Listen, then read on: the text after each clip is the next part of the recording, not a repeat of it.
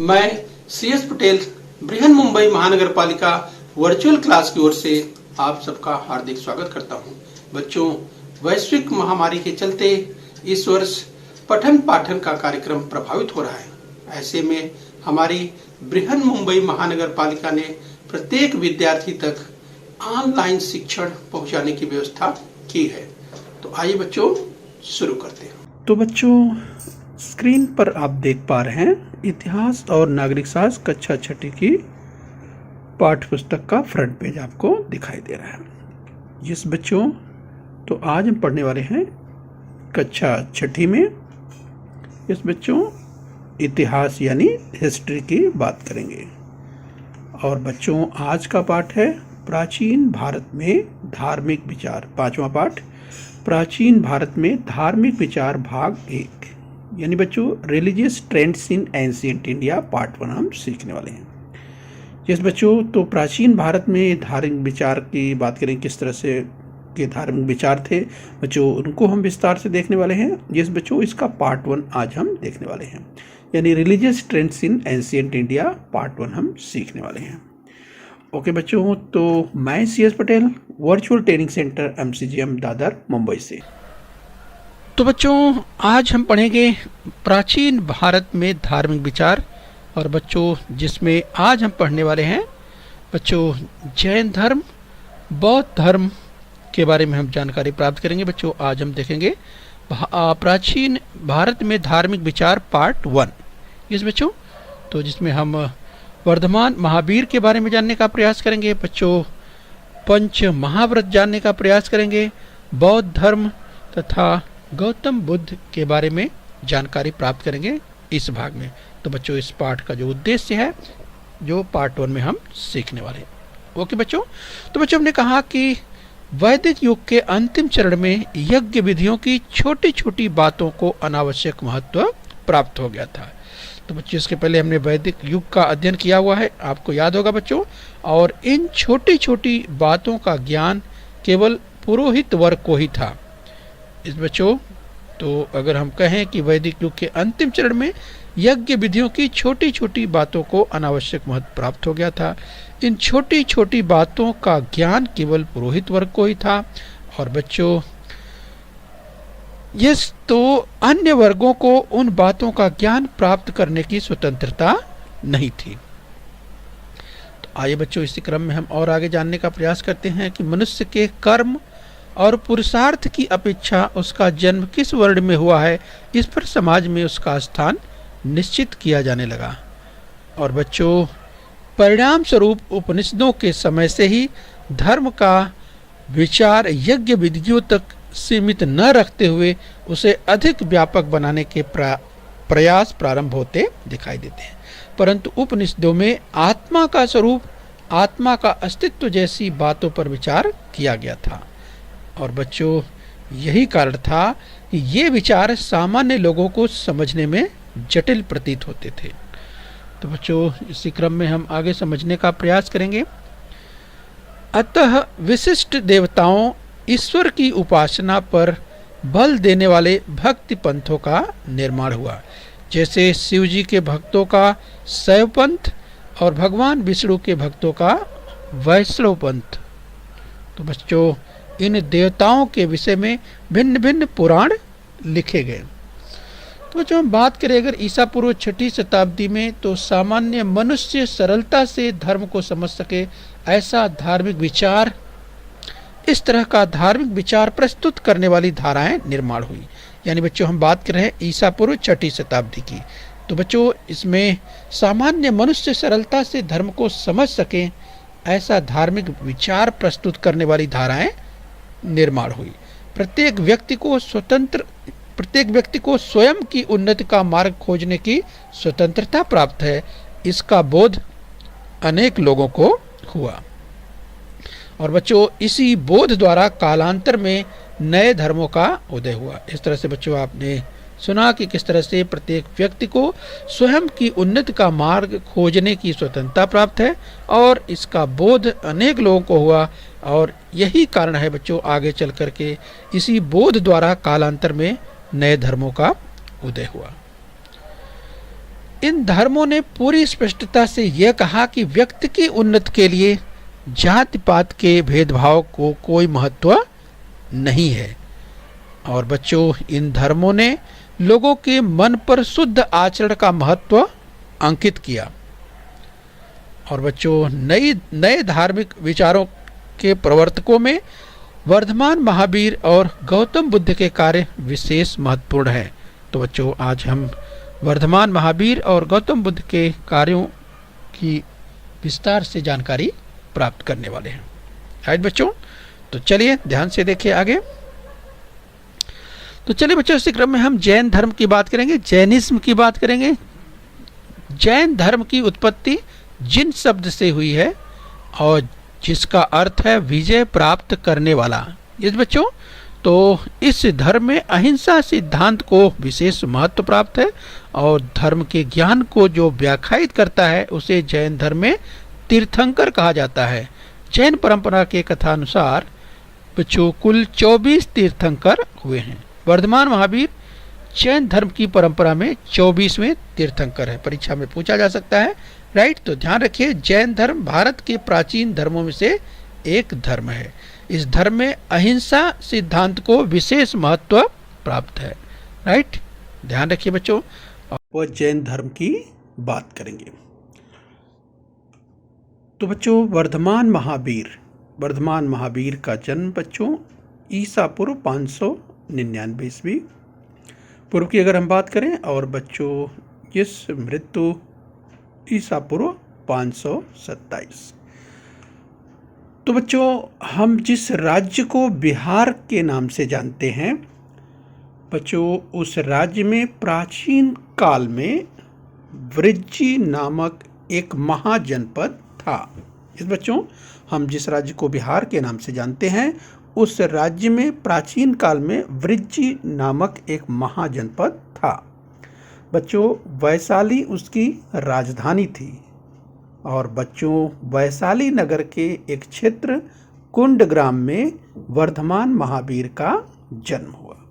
तो ये बच्चों हम बात कर रहे हैं वैशाली नगर के एक क्षेत्र कुंडग्राम में वर्धमान महावीर का जन्म हुआ।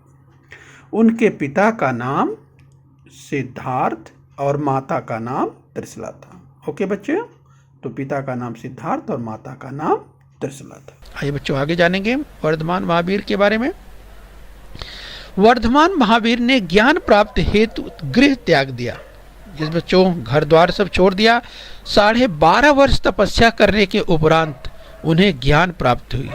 और बच्चों यह ज्ञान केवल अर्थात विशुद्ध स्वरूप का था, अतः उन्हें केवली कहा जाता है। राइट, तो इस तरह से बच्चों इसीलिए जो उन्हें केवली कहा जाता है। शरीर को सुखदायी अनुभव होने वाली बातों से होने वाला आनंद और दुखदायी बातों से होने वाली पीड़ा का स्वयं उन्होंने अपने ऊपर प्रभाव न देना, इस तरह के विकारों पर विजय प्राप्त करना उनका उद्देश्य था और उन्होंने विजय प्राप्त की। इसीलिए उन्हें जिन अर्थात विजेता कहा जाता है। जिस बच्चों जिन शब्द से जैन शब्द उत्पन्न होता है, विकारों पर विजय प्राप्त करने वाले महान वीर। इसीलिए बच्चों वर्धमान को महावीर कहा जाता है। यस, अतः वर्धमान को महावीर कहा जाता है।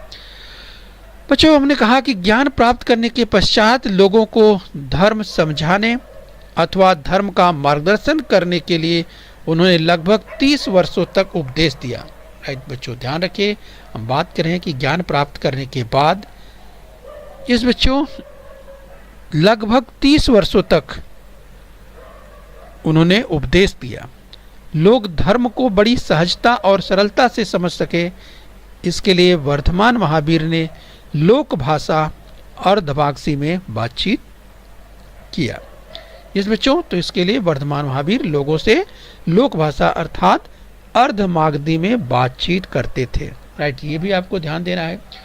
तो बच्चों इसके लिए कहा गया कि उनके द्वारा बताया गया मार्ग धर्म शुद्ध आचरण पर बल देता है। शुद्ध आचरण के लिए उनके बताए गए मार्ग का सार स्वयं पंच महाव्रत और त्रिरत्न में समाविष्ट है।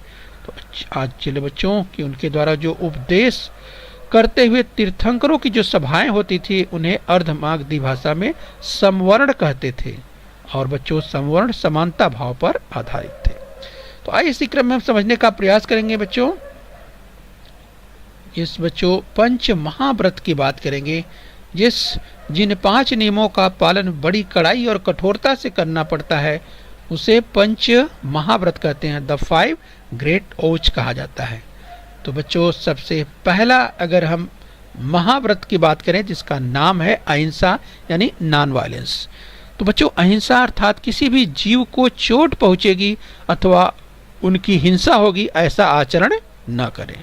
इस तरह से बच्चों इस तरह से अहिंसा पर बल दिया, किसी को भी चोट नहीं पहुंचनी चाहिए और इस तरह का आचरण करना है कि किसी को इस तरह से उस हिंसा का आभास या एहसास तक न होने पाए।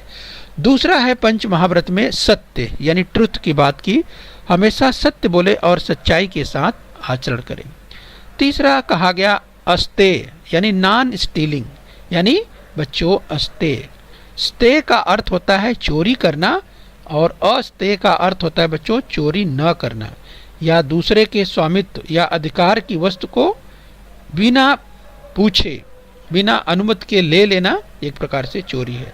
चोरी न करना अर्थात अस्तेय। अस्तेय का मतलब ही होता है चोरी न करना।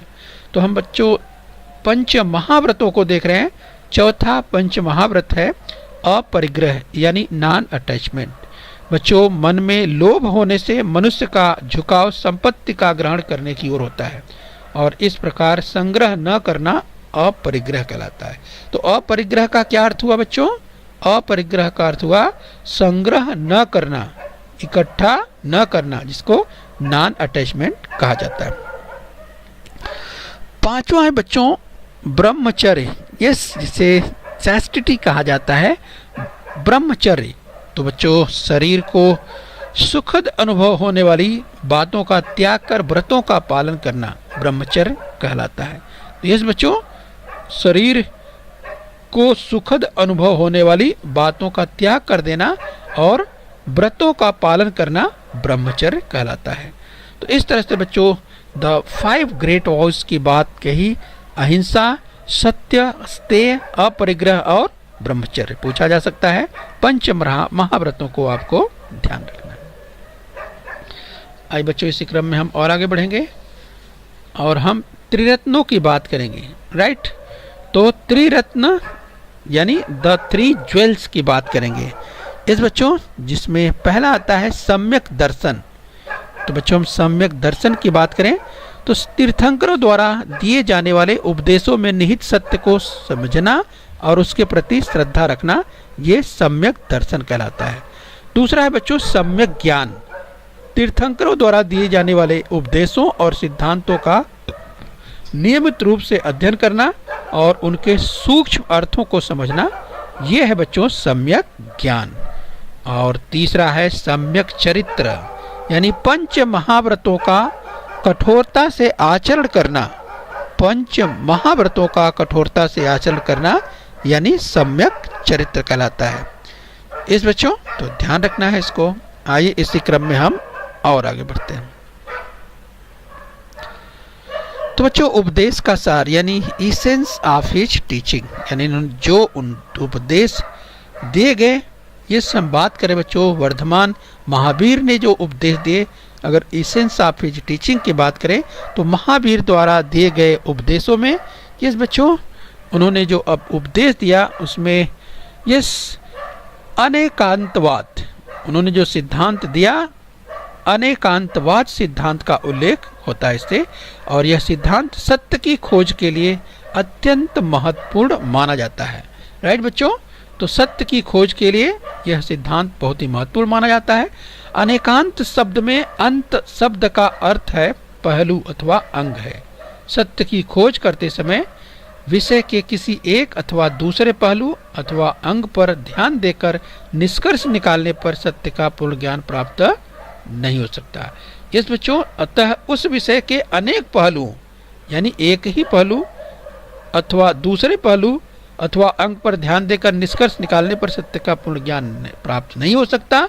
अतः उस विषय के अनेक पहलुओं अथवा अंगों पर विचार करना भी आवश्यक होता है और इस सिद्धांत के कारण समाज में अपने विचारों के प्रति दुराग्रह रखने की प्रवृत्ति नहीं रह जाती और दूसरों के विचारों के प्रति सहिष्णुता निर्माण होती है। तो चलिए बच्चों, हम समझने का प्रयास करें कि मनुष्य की महानता उसके वर्ण पर नहीं बल्कि उसके उत्तम चरित्र पर निर्भर करती है। राइट, ये हमको ध्यान रखना है। तो इस तरह से हमें बताया गया, अर्थात वर्धमान महावीर के संदेशों की अगर बात करें, इस उपदेशों का सार में ये हमने सीखा। उन्होंने कहा कि जियो और जीने दो, उन्होंने उपदेश दिया। आइए बच्चों, इसी क्रम में हम बात करेंगे बुद्धिज्म की, बात करेंगे बौद्ध धर्म के बारे में विस्तार से हम देखने वाले हैं। तो बच्चों, बौद्ध धर्म की बात करें तो बौद्ध धर्म का प्रचार प्रसार भारत और भारत के बाहर अनेक देशों में हुआ। इस बच्चों हम बात कर रहे हैं बौद्ध धर्म की। तो बच्चों, अगर हम बात करें, गौतम बुद्ध बौद्ध धर्म के संस्थापक थे। राइट, ध्यान रखिए, गौतम बुद्ध बौद्ध धर्म के संस्थापक थे। स्क्रीन पर आप देख पा रहे हैं, गौतम बुद्ध बौद्ध धर्म के संस्थापक थे। तो आइए बच्चों, हम बात करेंगे गौतम बुद्ध के बारे में विस्तार से। गौतम बुद्ध बच्चों जन्म ईसा पूर्व 563 ईस्वी और बच्चों मृत्यु ईसा पूर्व 483 ईस्वी। राइट, ध्यान रखिए, गौतम बुद्ध की हम बात करें तो बच्चों गौतम बुद्ध का जन्म नेपाल के लुम्बिनी वन में हुआ। बच्चों, नेपाल भारत का पड़ोसी देश। तो आप देख सकते हैं स्क्रीन पर, अगर नेपाल की बात करें, ये सम पॉइंटर की मदद से आपको बताएं। यहाँ पर देखिए नेपाल, ये नेपाल का मानचित्र आप देख पा रहे हैं और इसमें बच्चों जिस स्थान की बात कर रहे हैं, ये रेड में आप देख पा रहे हैं लुम्बिनी, यहीं पर गौतम बुद्ध का जन्म हुआ। राइट, नेपाल के लुम्बिनी में गौतम बुद्ध का जन्म हुआ। उनके पिता का नाम शुद्धोधन और माता का नाम माया देवी था। राइट, ध्यान रखिए बच्चों, हम बात करें गौतम बुद्ध की, गौतम बुद्ध के पिता का नाम शुद्धोधन और माता का नाम माया देवी था। बच्चों, गौतम बुद्ध का मूल नाम सिद्धार्थ था। राइट, ध्यान रखिए, गौतम बुद्ध का मूल नाम सिद्धार्थ था। बच्चों, स्क्रीन पर आप देख सकते हैं कि मानव जीवन का संपूर्ण ज्ञान उन्हें प्राप्त हुआ, अतः उन्हें बुद्ध कहा गया। मानव जीवन में दुख क्यों है, यह प्रश्न उनके मन में उत्पन्न हुआ। इसका उत्तर खोजने के लिए उन्होंने घर त्याग दिया।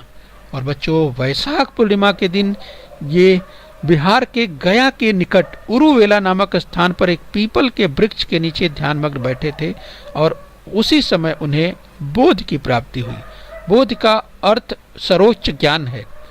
अब उस पीपल के वृक्ष को बोध वृक्ष कहते हैं। तो स्क्रीन पर आप देख पा रहे हैं बच्चों, जिस बोध वृक्ष की बात कर रहे हैं, तो यही वह पीपल का वृक्ष है जिस पीपल के वृक्ष के नीचे ध्यान मग्न में बैठे गौतम बुद्ध, जिन्हें ज्ञान प्राप्त हुआ। इस बच्चों, तो इसीलिए इस वृक्ष को बोध वृक्ष कहा जाता है और उरुवेला नामक स्थान पर बोध गया, इस बच्चों उस स्थान को अर्थात उरुवेला नामक स्थान को बोध गया कहते हैं। गौतम बुद्ध ने अपना प्रथम प्रवचन वाराणसी के समीप सारनाथ में दिया और बच्चों इस प्रवचन में उन्होंने जो उपदेश दिया उसे धम्म कहते हैं। राइट, ध्यान रखिए, इस प्रवचन में जो उन्होंने प्रवचन दिया सारनाथ में, हमने कहा ध्यान रखिए बच्चों, तो जो उन्होंने प्रवचन दिया उसे बच्चों वाराणसी के समीप सारनाथ में दिया और जो उपदेश दिया उसे धम्म कहते हैं। और इस प्रवचन द्वारा उन्होंने धम्म के चक्र को गति प्रदान की। अतः इस घटना को पाली भाषा में धम्म चक्र पवर्तन के रूप में जाना जाता है और इसे संस्कृत में धर्म चक्र प्रवर्तन कहा जाता है।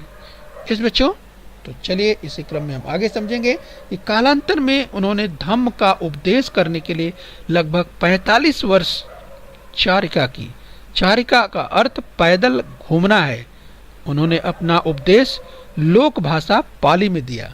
इस बच्चों, बौद्ध धम्म में बुद्ध धम्म और संघ की शरण में जाने की महत्वपूर्ण संकल्पना निहित है। इसी संकल्पना को त्रिशरण कहते हैं। राइट, तो ये ध्यान रखना है, हम इसी संदर्भ में और आगे बढ़ेंगे। तो चलिए बच्चों, आज हमने यहाँ तक जानकारी प्राप्त की। जिस बच्चों हमने प्राचीन भारत में धार्मिक विचार पार्ट 1 हमने देखा। तो चलिए बच्चों, यहाँ तक हमने अध्ययन किया। आइए अब अभ्यास कर लेते हैं। राइट, तो आपके सामने स्क्रीन पर एक कथन दिखाई दे रहा है। आप इस कथन को ध्यान से देखिए और बताने का प्रयास कीजिए कि ये कथन सत्य है या असत्य। अगर कथन असत्य है तो उसे सत्य करके लिखना है। तो पहला है, वैदिक युग के अंतिम चरण में यज्ञ विधियों की छोटी छोटी बातों को अनावश्यक महत्व प्राप्त हो गया था। तो क्या ये कथन सत्य है? याद कीजिए बच्चों, हमने शुरू में ही चर्चा की थी। यस, वैदिक युग के अंतिम चरण में यज्ञ विधियों की छोटी छोटी बातों को अनावश्यक महत्व प्राप्त हो गया था।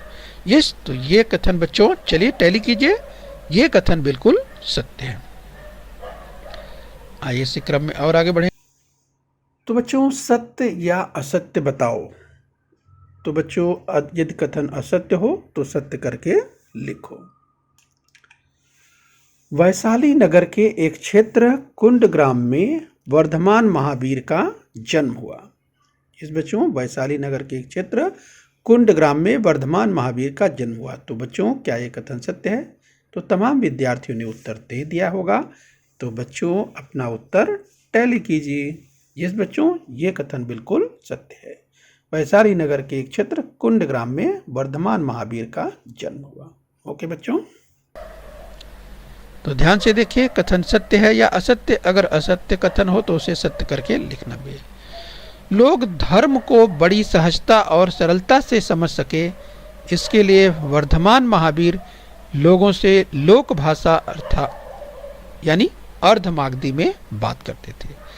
तो लोग धर्म को बड़ी सहजता और सरलता से समझ सके, इसके लिए वर्धमान महावीर लोगों से लोक भाषा अर्धमागधी में बात करते थे। तो क्या है कथन सत्य है बच्चों?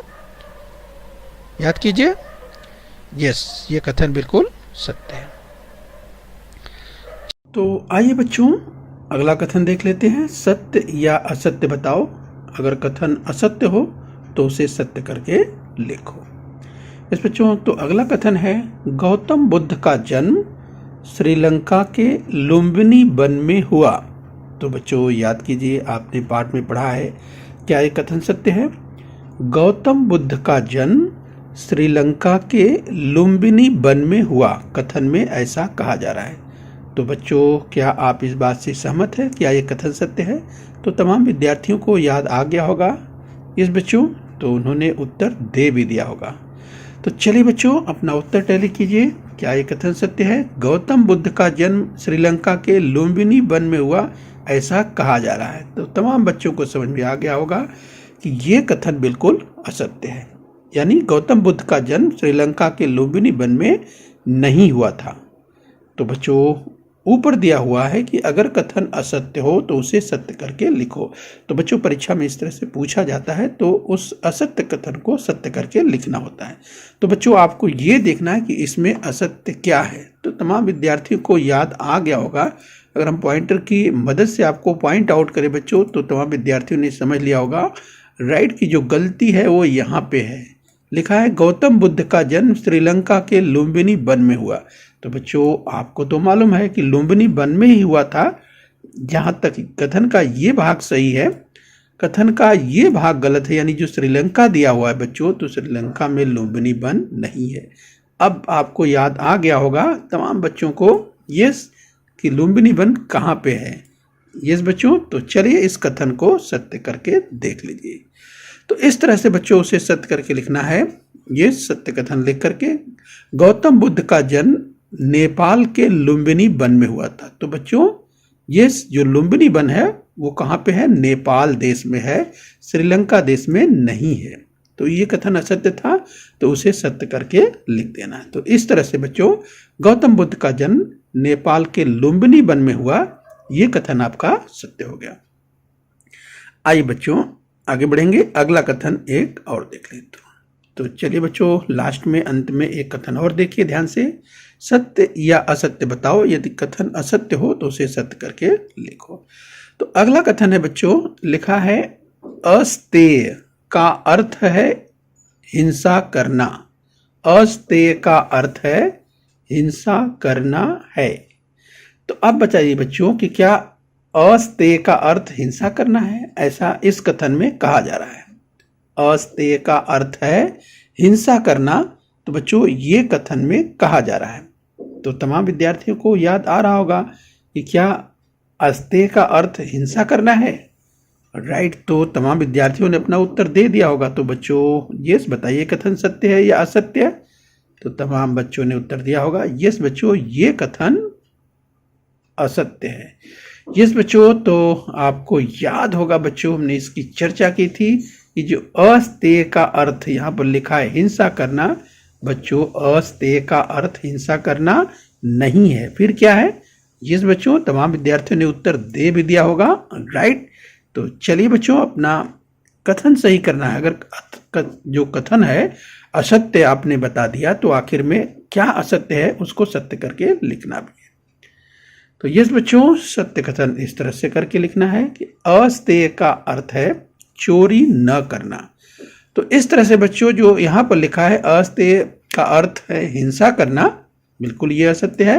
अस्तेय का अर्थ है चोरी न करना। इस बच्चों, तो इस तरह से आपका जो असत्य कथन है उसे सुधार करके सत्य करके लिख देना है। तो अस्तेय का अर्थ है चोरी न करना। तो इस तरह से बच्चों आपका कथन सत्य हो जाता है। ठीक है बच्चों, इसी तरह से परीक्षा में पूछा जाता है, तो आप ध्यान से आपको लिख देना है। तो ओके बच्चों, हम उम्मीद करते हैं बच्चों आपने इस पाठ के इस घटक को अच्छी तरह से, इस भाग को अच्छी तरह आपने समझ लिया है। तो बच्चों खूब मेहनत करना है, खूब परिश्रम करना है और बच्चों अपने स्वास्थ्य का ध्यान रखना है। ठीक है बच्चों? बच्चों बृहन मुंबई महानगर पालिका के इस चैनल को सब्सक्राइब कर लीजिए और बेल आइकन प्रेस कर लीजिए। तो बच्चों हम उम्मीद करते हैं यहाँ तक आपने समझ लिया है। आगे फिर मिलेंगे। आज के लिए इतना ही। Thank you very much.